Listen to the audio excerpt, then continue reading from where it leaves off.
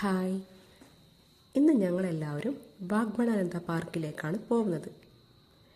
ഇന്ന് മുംബൈ ഭീകരാക്രമണത്തിൽ വീരമൃത്യു വരിച്ച ധീര ജവാന്മാരുടെ ഓർമ്മയ്ക്കായി 1001 ഭദ്രദീപം തെളിയിക്കുന്ന ദിവസമാണ്. ഈ പരിപാടിയിൽ പങ്കെടുക്കാൻ വേണ്ടിയാണ് ഞങ്ങൾ പോകുന്നത്. പാർക്കിൽ മുഴുവനായിട്ടും മൺചിരാത് തെളിയിച്ചാണ് ഞങ്ങൾ ദീപം തെളിയിച്ചത്. കുട്ടികളും മുതിർന്നവരുമടക്കം ഒരുപാട് പേർ ഈ പരിപാടിയിൽ പങ്കെടുത്തു.